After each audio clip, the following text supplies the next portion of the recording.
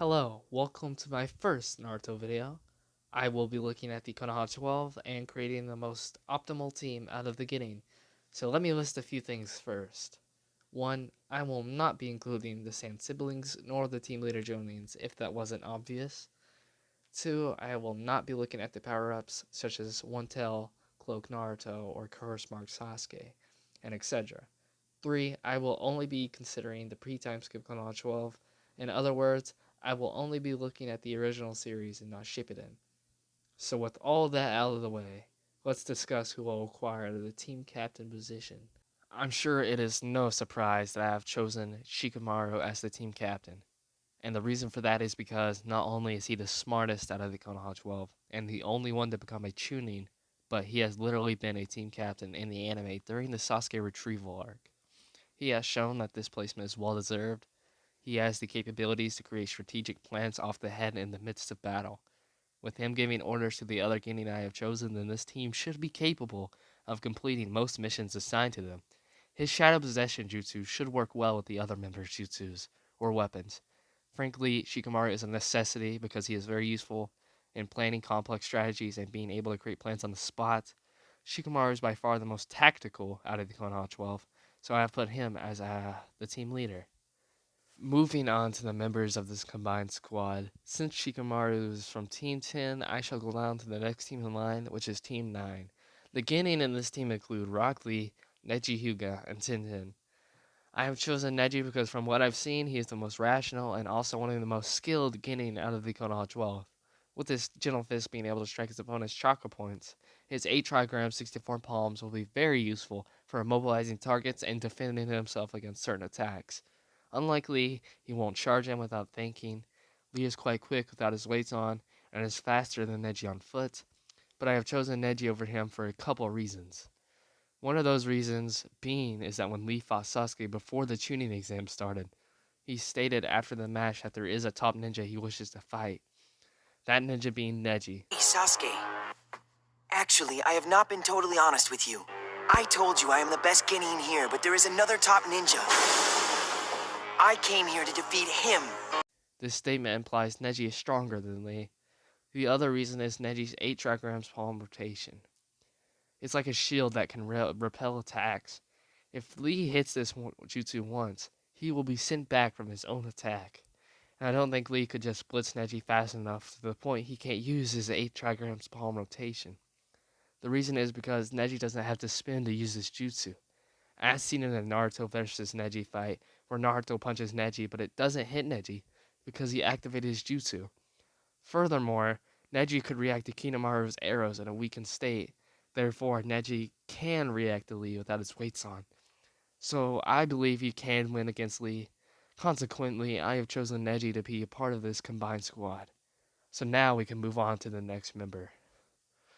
The next team in line is Team 8. The Genin in this team include Kiba Inazuka, Shino Aburame, and Hinata Hyuga. I believe every team should have a tracking ninja because in some situations, you will most likely have to pursue a target or in a stealth mission, you will have to conceal yourself from the enemy or scout the area for any potential threats, like how Kakashi's summoning dog did in the Konoha Crush arc.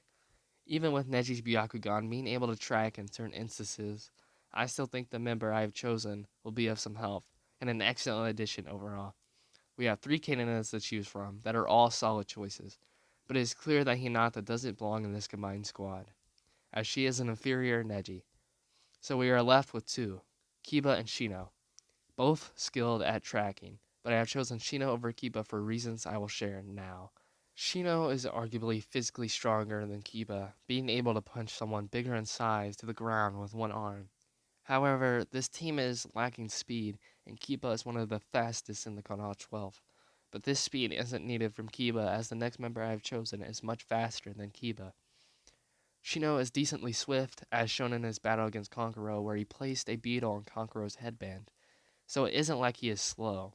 In comparison, I'd say Kiba has the better tracking ability. However, it is easier to counter, as some can erase their scent, making his advantage completely useless. On the other hand, Shino can send his bugs anywhere, and since they're small creatures, they are hardly noticeable. Sasuke and Kankuro not noticing the female beetle attached to them backs this up, especially Sasuke, because he has Sharingan.